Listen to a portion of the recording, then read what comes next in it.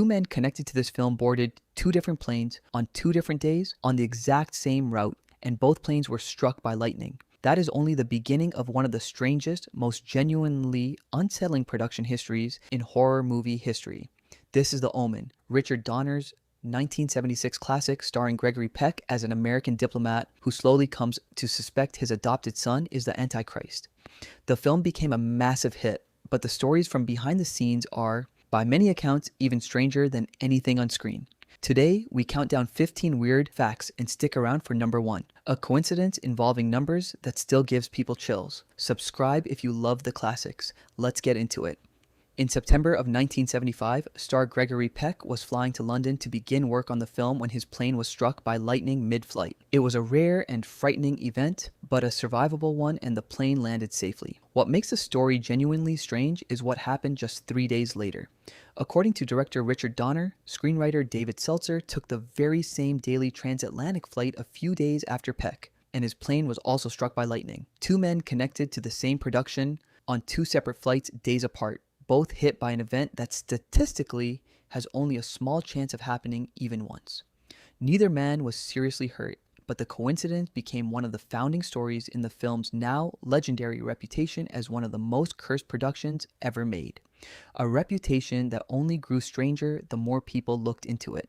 Statistically, a commercial airliner being struck by lightning is not actually as rare as popular imagination suggests, with modern estimates suggesting most commercial planes are struck roughly once a year on average, engineered specifically to withstand it. But for two men connected to the very same small production to experience it within days of each other on their way to begin work on a film about the arrival of the Antichrist was more than enough to unsettle a cast and crew already primed to see meaning in coincidence. The pilots and crew of both flights reportedly handled the emergencies with calm professionalism, and neither aircraft was ever in genuine danger of crashing. But the psychological impact on the two passengers themselves proved far harder to shake off than the physical incident itself, a fear that lingered with both men well into the demanding months of filming that followed. If two lightning strikes sound unlikely, the story does not end there. According to accounts from the production, executive producer Mace Neufeld was also flying to England around the same time to begin work on the film, and his plane too was struck by lightning during the flight. Neufeld later described the experience in blunt terms, calling it the roughest 5 minutes he had ever spent on a commercial airline. That makes 3 separate people connected to the same production, all flying toward the same chute, all struck by lightning within a short window of each other. It is the kind of detail that sounds invented for a horror movie's own marketing, except it happened before a single frame of the film had been shot, and it set an uneasy tone that would follow the production for the rest of the shoot. By the time all 3 men had compared notes, the pattern was impossible for anyone on the production to simply laugh off as ordinary bad luck. Cast and crew reportedly began half-jokingly, half-seriously discussing whether the film's subject matter itself was somehow inviting these events, a superstition that only deepened as filming progressed and further strange incidents continued to accumulate around the production. During the production, Gregory Peck reportedly canceled a private flight reservation for reasons that have never been entirely clear. He simply chose not to board. According to accounts of the production, the very plane he was booked on later crashed, and everyone aboard was killed. It is a genuinely chilling piece of near-miss trivia, the kind of story that, whether coincidence or not, understandably rattled everyone involved once word of it spread through the cast and crew. Combined with the earlier lightning strikes, it contributed heavily to a growing, half-joking, half-serious belief among the people making the film that something was actively working against the production. Whatever the true explanation, the timing of that canceled flight remains one of the most talked about pieces of the film's unusual history. Stories of this nature are notoriously difficult to verify with full certainty decades after the fact, and some film historians have urged appropriate skepticism about exactly how directly connected Peck's cancellation was to the crash itself. Regardless of the precise details, the story took firm hold within the production almost immediately, feeding directly into the growing sense among everyone involved that this particular film seemed to be accumulating an unusually high volume of genuinely dangerous near misses. One of the film's unsettling images involves a shattered goldfish bowl, its contents spilled and lifeless on the floor. It looks exactly as grim as it sounds. Behind the scenes, however, director Richard Donner made a small but deliberate choice that audiences would never notice. Rather than actually killing real goldfish for the sake of a few seconds of screen time, Donner had the crew use dead sardines, carefully painted orange to resemble goldfish, for the shot. It is a small, thoughtful piece of practical filmmaking that reflects a level of care many horror productions of the era did not bother with. Amid all the film's genuinely eerie real-world stories, this one stands out as a rare moment of the production going out of its way to avoid causing any actual harm, even to a bowl full of fish. It is a small detail, but one that offers a useful counterpoint to the film's grim reputation, a reminder that behind the scenes of even the most notoriously troubled productions, crew members were still making conscientious, practical choices about how far they were willing to go for the sake of a single fleeting shot. Modern audiences rewatching the film often express relief on learning this particular detail. A small moment of levity amid so much genuinely unsettling production history. The number 666, the biblical mark of the beast, is woven throughout the Omen, most memorably in a birthmark hidden on Damien's scalp.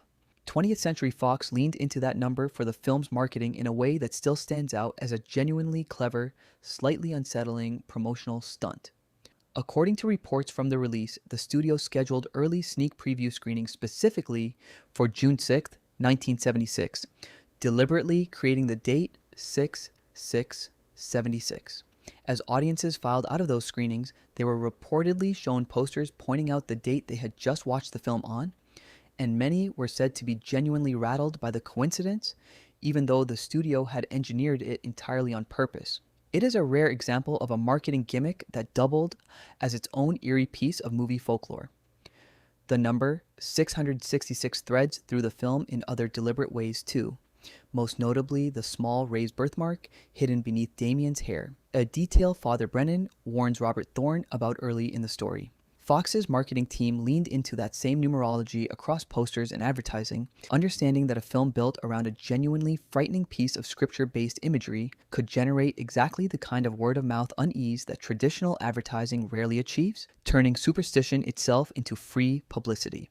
Billie Whitelaw's performance as Mrs. Baylock, Damien's sinister and fiercely protective new housekeeper, is one of the most memorable elements of the entire film. Yet, according to accounts of the production, the character very nearly did not survive the editing process at all. Producers and Richard Donner reportedly debated cutting the character significantly, worried that her overtly sinister presence tipped the film's hand too early, undermining the carefully built ambiguity over whether the strange deaths surrounding Damien were genuinely supernatural or simply a horrifying string of coincidences. Donner ultimately could not bring himself to remove her, having become convinced Whitelaw's performance was too good to lose. Audiences have since agreed, and Mrs. Baylock remains one of the film's most unsettling and beloved supporting characters. Whitelaw's work in the role earned her a BAFTA nomination and the Evening Standard British Film Award for Best Actress, a remarkable recognition for a character that nearly did not make it into the finished film at all. The debate over her presence reflects a genuine tension at the heart of the production, a filmmaking team torn between wanting to preserve ambiguity and recognizing when a performance was simply too compelling to sacrifice for the sake of narrative restraint. Jerry Goldsmith composed the score for The Omen, built around haunting, Latin chanted choral pieces that have become deeply influential across the entire horror genre. Despite an extraordinarily prolific career, Goldsmith had already lost at the Academy Awards multiple times before this film, and by most accounts, he had grown genuinely reluctant to keep attending the ceremony, only to walk away empty-handed again. Richard Donner reportedly had to personally convince Goldsmith to attend the 1977 ceremony, assuring him he was going to win. Goldsmith was said to be so nervous throughout the night that he smoked 2 cigarettes at once. He did win, taking home the Academy Award for Best Original Score.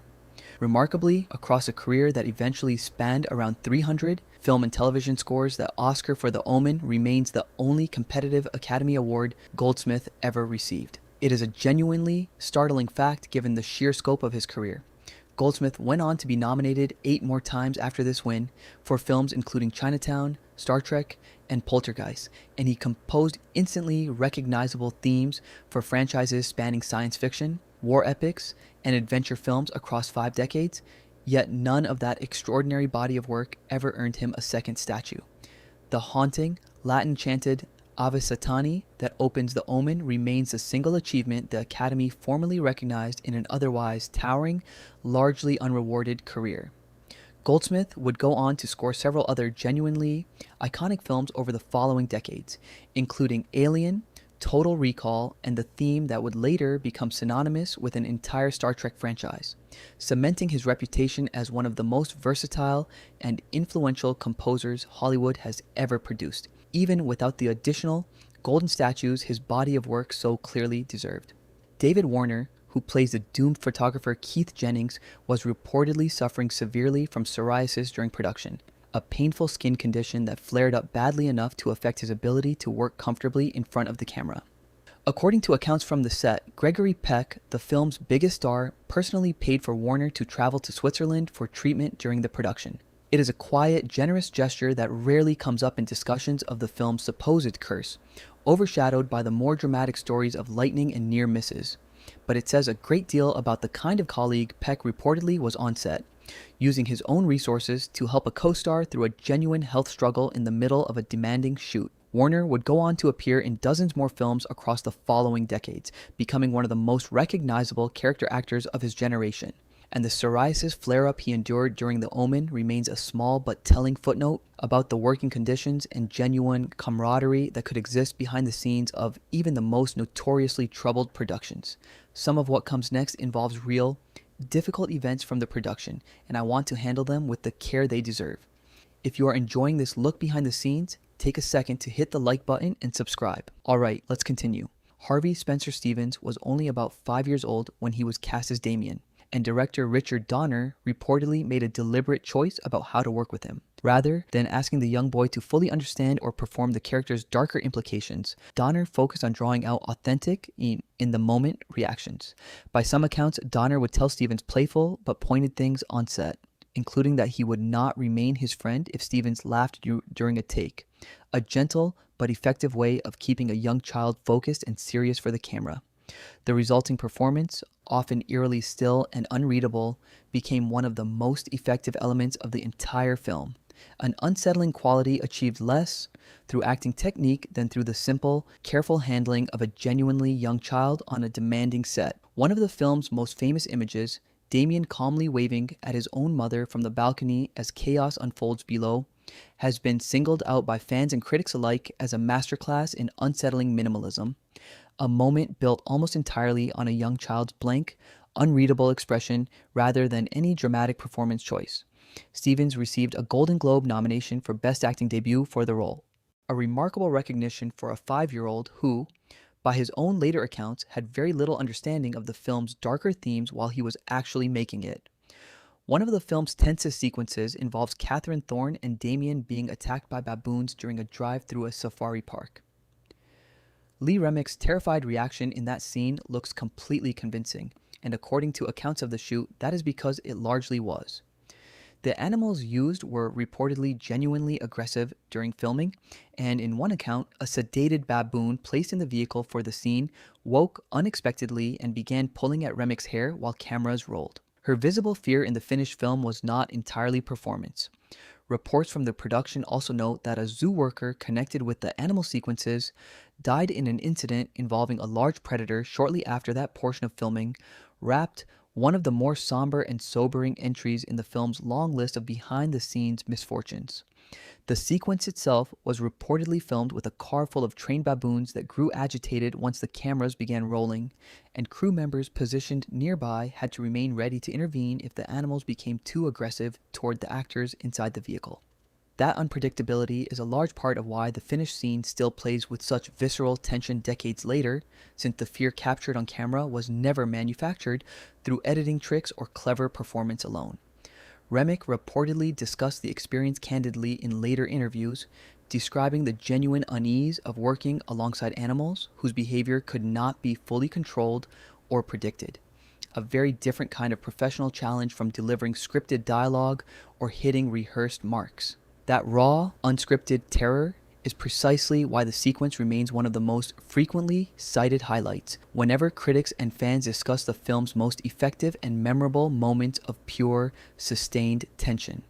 Richard Donner's own experiences during the making of The Omen were not limited to the screen. According to multiple accounts of the production, while filming in London, the hotel where Donner was staying was targeted in a bombing connected to the ongoing political violence of the era in the region. Separately, Donner was also reportedly involved in a car accident during the production. He emerged from both incidents without serious harm, but taken together with everything else surrounding the shoot, they added yet another layer to the growing sense among cast and crew that this particular film seemed to attract an unusual amount of real-world danger and misfortune, well beyond what any single production should reasonably expect to encounter.